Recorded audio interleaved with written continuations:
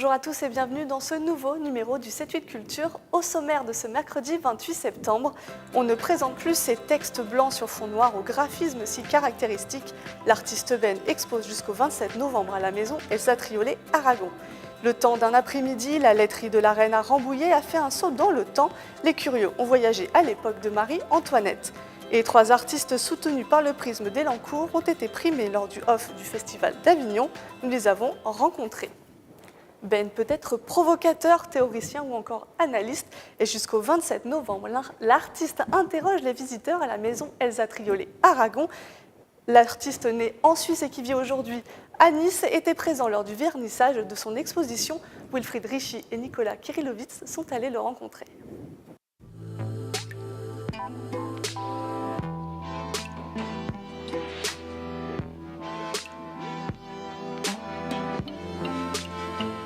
Des réflexions, des interrogations, depuis les années 60, Ben pose sur ses toiles ses humeurs, ses états d'âme.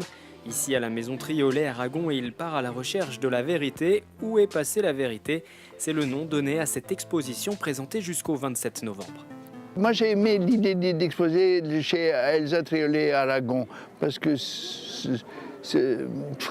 je me demande si ce n'est pas une connotation intellectuelle qui me servait à quelque chose ou pas, mais ça m'a plu. Et puis j'ai vu les dépliants, il y a eu mes amis Monory et compagnie qui ont exposé ici, donc je me suis dit c'est un bon lieu. Mais je ne savais pas qu'il y aurait tellement de monde et je ne savais pas que c'était si important que ça. Une recherche sur la vérité, mais aussi et toujours cette introspection en guise de fil conducteur. L'égoïsme, la recherche du succès, Ben assume et revendique ses contradictions. C'est un peu Hamlet, un peu quelque chose en moi.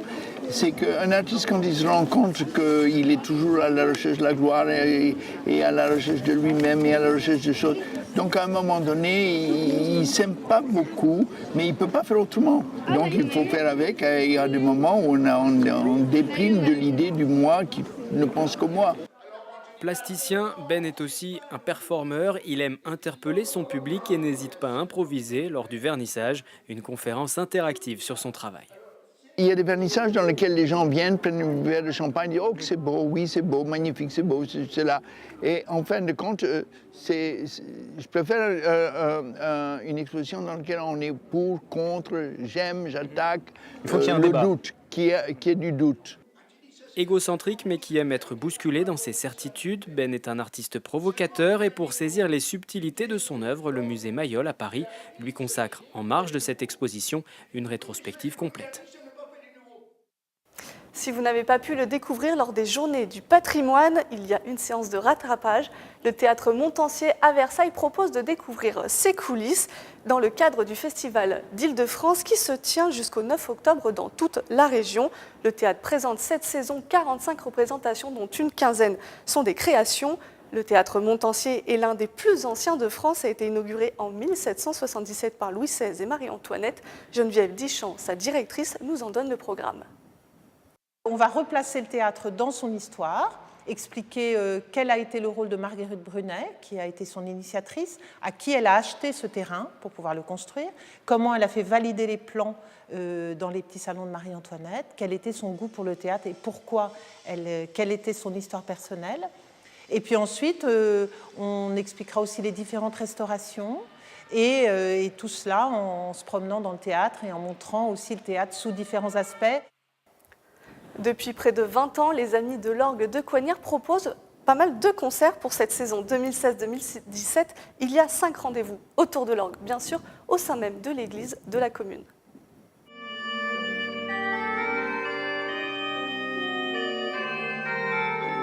Certains disent de l'orgue qu'il est le roi des instruments.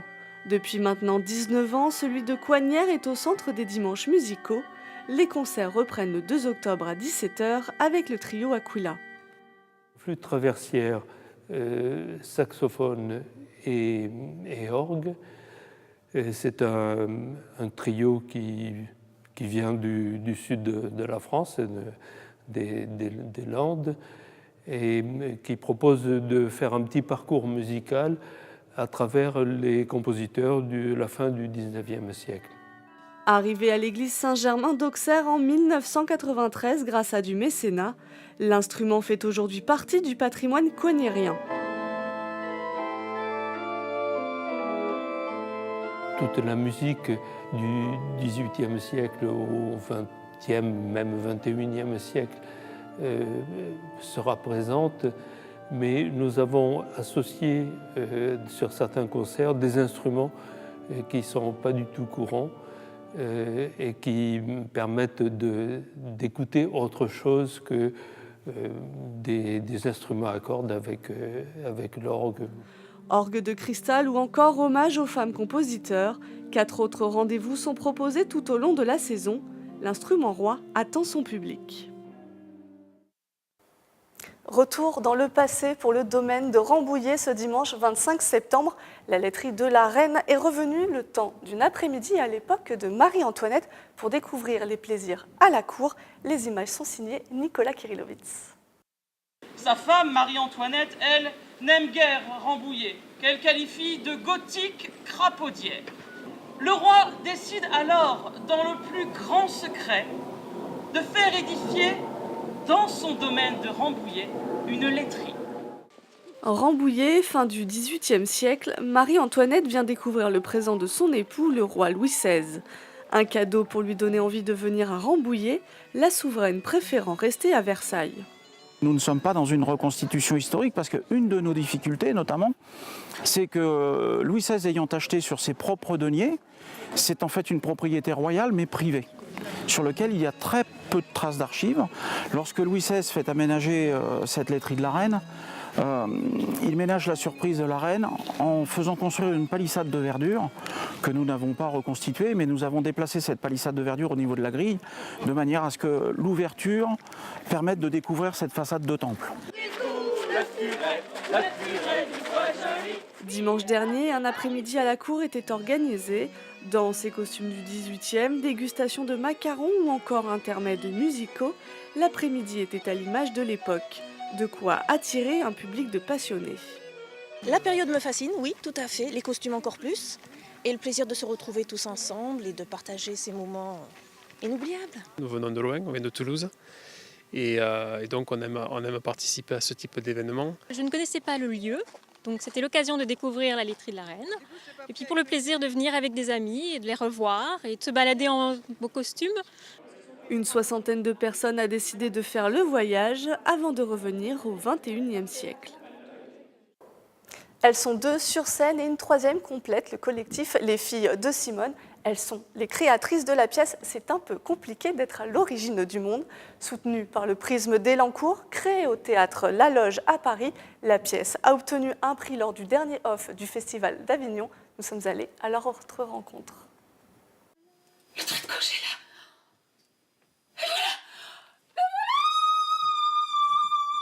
Chloé Oliverès et Tiffaine Gentillot sur scène et Claire Frétel à la mise en scène racontent la vie d'une mère.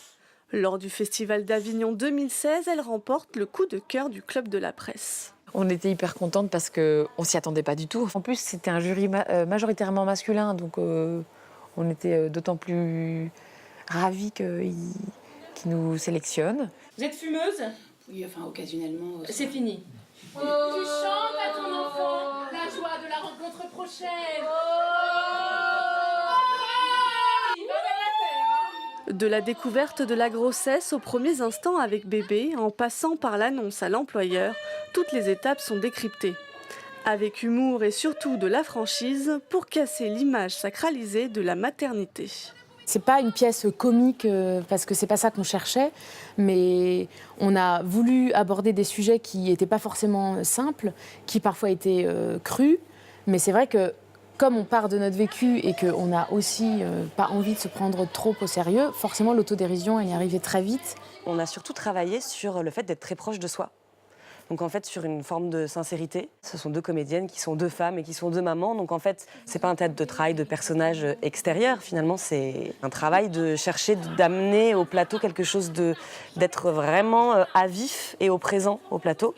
Jouée plus de 20 fois cet été, la pièce est née d'un besoin de s'exprimer et s'inspire de Simone de Beauvoir et Elisabeth Badinter. Interprété pour la première fois en février 2015, le spectacle a été soutenu et coproduit par le Prisme à Elancourt. Elles correspondent à beaucoup de paramètres et de critères. Ce qui est en jeu, c'est de soutenir la création émergente, donc de jeunes artistes qui ont envie de dire quelque chose.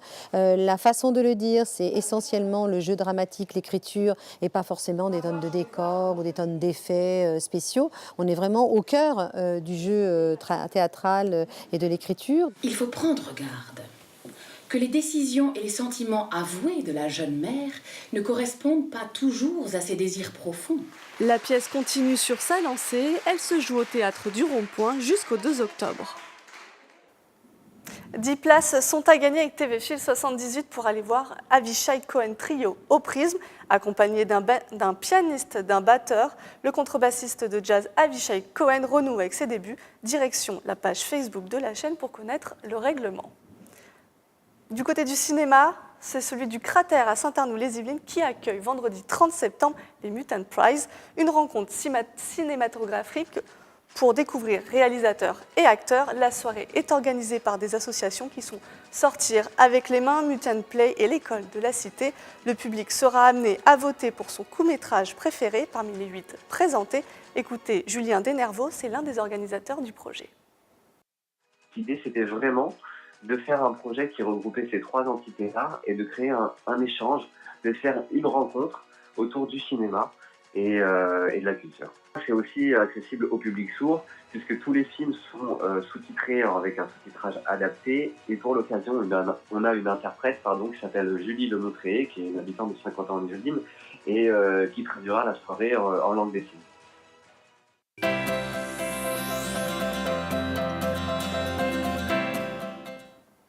Et comme chaque semaine, on se rend dans un cinéma saint-quentinois. Cette semaine, c'est Luc Beaucamp des 7 Mars qui nous présente son coup de cœur.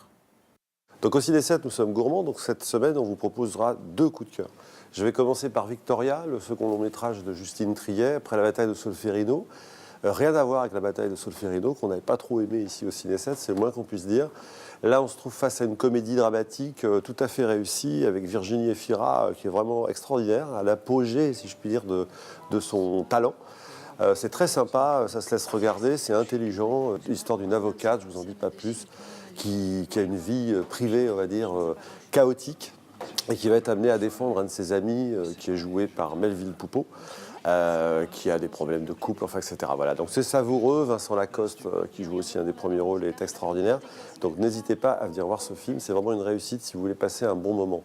Et notre deuxième coup de cœur, évidemment, c'est Juste la fin du monde, le 6e long métrage du grand, de l'excellent et du pourtant très jeune, 27 ans, de Xavier Dolan. C'est juste magnifique. Alors on aime ou on déteste, hein, ça je peux comprendre qu'il y a des gens qui n'aiment pas du tout. C'est l'histoire d'un huis clos, un repas de famille avec un secret familial. Je ne vous en dis pas plus, il faut venir voir le film. C'est insupportable parce qu'on est vraiment dans une dispute familiale et on est, si je puis dire, le 5e invité. On est à table avec eux, on vit le truc à l'intérieur, de l'intérieur, avec ses tripes. Vincent Cassel, Léa Seydoux, Nathalie Baye, enfin ils sont tous vraiment formidables. Gaspard Ulliel, etc., mais je vais en oublier. Donc venez voir ce 6e long métrage de Xavier Dolan, on vous le conseille vraiment. Donc Victoria et Juste la fin du monde.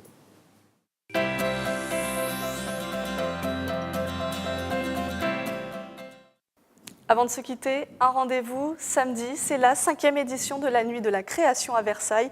Un parcours relie une douzaine de sites de la ville autour d'un thème, Versailles, Ville Lumière, et ça commence à 20h. Le 7-8 Culture est maintenant terminé, je vous remercie de nous avoir suivis, je vous dis à la semaine prochaine.